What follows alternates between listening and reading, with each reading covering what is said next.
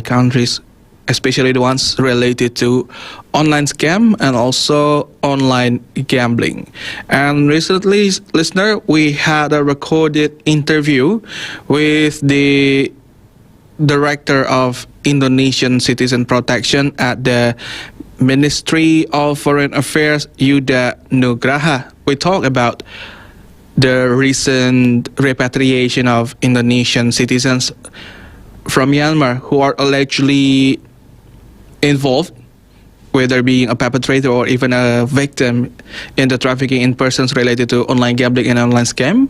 And also, we would like to talk also something about what Indonesia do to protect our citizens. So stay tuned on a radio service, Voice of Indonesia.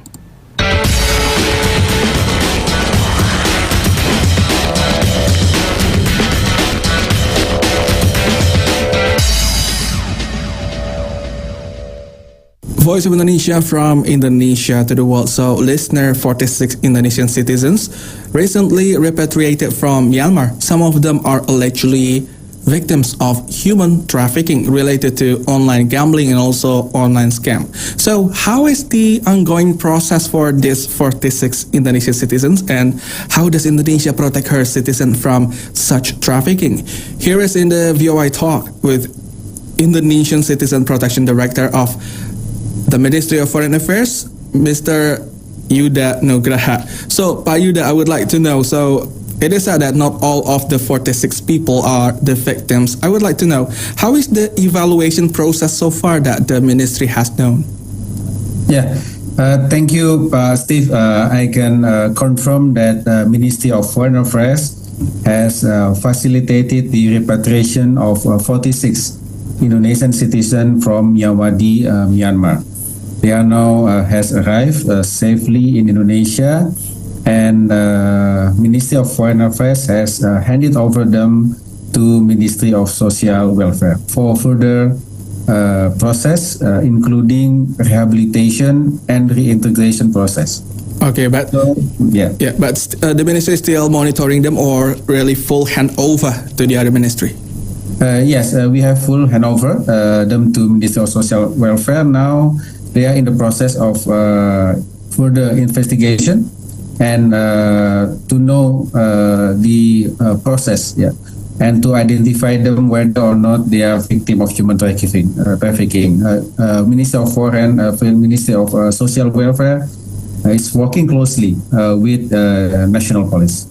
Okay, and you also said that some thousands of Indonesians are still out there being held captive for such cases. And recently, I also got the news that the ministry plans to bring back home 270 others. So, how is the plan so far by the Ministry of Foreign Affairs?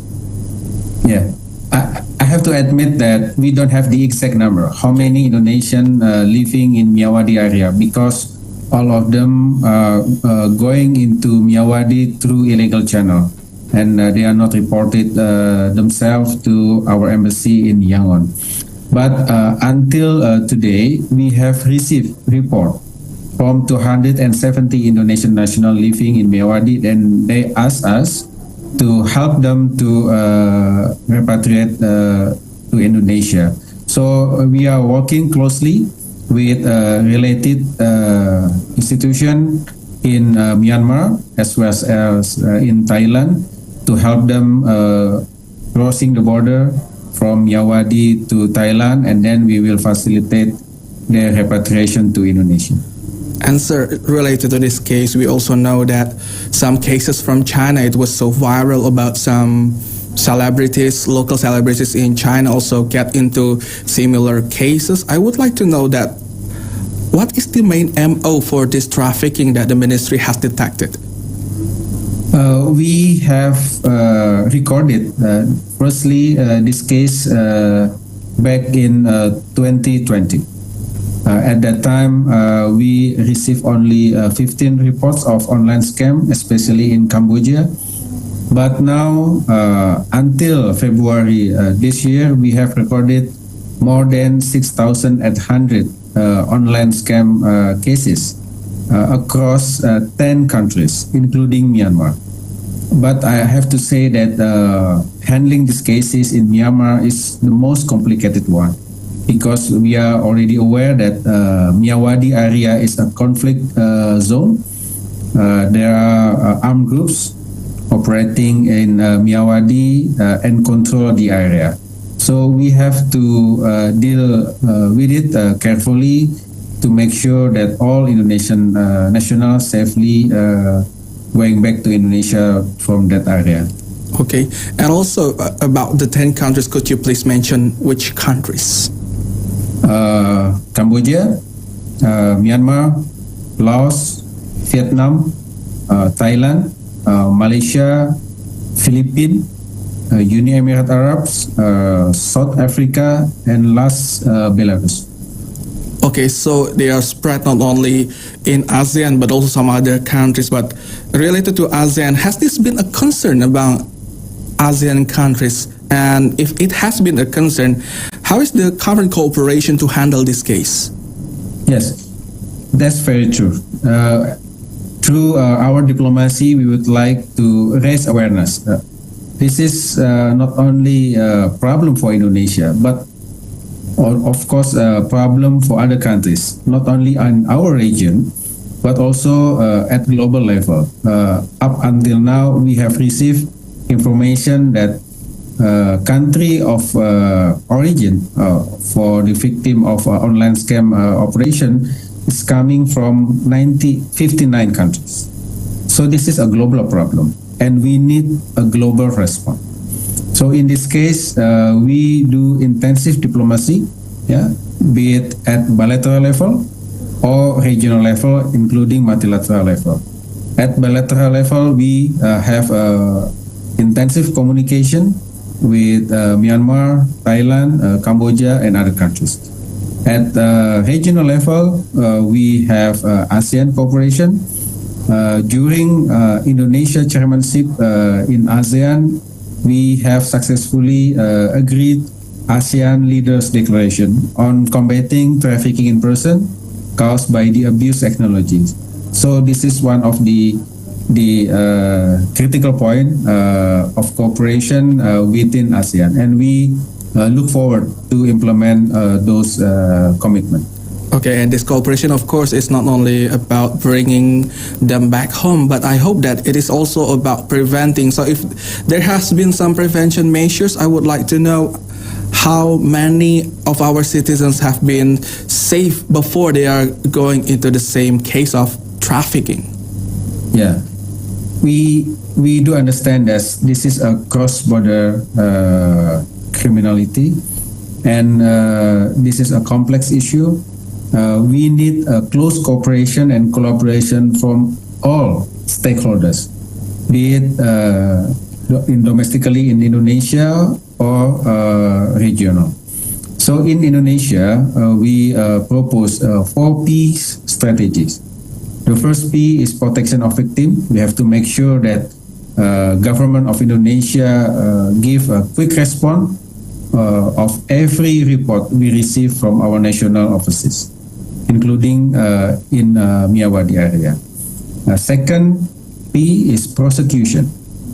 We will make sure that the perpetrators will be brought to justice. And I have to highlight here that not all online scam cases can be identified as victim of human trafficking. Some of them are active perpetrators. Some of them are active recruiter, and we will make sure that we will bring them to justice. And third P is prevention. This is the most important thing. We need close cooperation from all stakeholders, not only governments. We are talking about private sector. We are talking about academics, media. We are talking about civil society. The main challenges is how to raise awareness about the danger of this online scam operation. We recorded that out of 6,800 victims of online scam that have been repatriated to Indonesia, we record some of them going back overseas. and working in the same sector. So this is our big concern. So this is the importance of raising awareness among Indonesians that yes, it's our right to work overseas, but we have to make sure that we do safe migration when doing that right. Okay, so make sure to do some safe migration, and once again to put emphasis on this to make everyone, not only Indonesians but everybody listening to this dialogue, also realize about this case. We know that the victim is not only people from low income class. From China, they are celebrities wanting to get some contracts in another country but get into this scam. So it means it can target anyone. And what is the tips from the ministry, the most practical one, to make sure one doesn't fall victim into this case? That's interesting question, Pak Steve. That we have to understand that this online scam operation is completely different with, I call it traditional trafficking in person cases. When we are dealing with the so-called traditional trafficking in person cases, we are dealing with a victim profile, mostly women. Yeah, mostly they are uneducated. Yeah, coming from poor family. They are jobless. Yeah, and then they're coming from remote area. But when we are dealing with victim of online scam, we are dealing with completely different victim profile. Yeah, we have recorded the victim of online scam operation. They are coming from Gen Z, yeah, age between 18 to 35 years old, and then they are educated. Even we handle cases of victim, he has a master degree, and then they are coming from middle class family, yeah. And they are not jobless. Some of them, they have a good work actually in Indonesia, but they are being lured by unscrupulous job opportunities overseas, and then they are being trapped then in some country like Myanmar. So we have to understand about the modus of this online job recruitment. What we would like to highlight, about this is very important to understand about the modus, and then make sure that if we want to work overseas, we do follow a proper procedure, as stipulated under the law of number 18, year 2017, pertaining to the protection of Indonesian migrant workers, and make sure you can check the credibility of the job opportunities, and then make sure you have a valid working visa, and then have signed proper employment contract. And don't go if you don't bring those documents with you.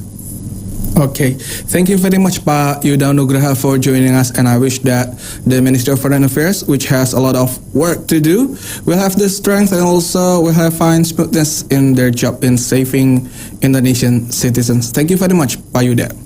Thank you, Pastor.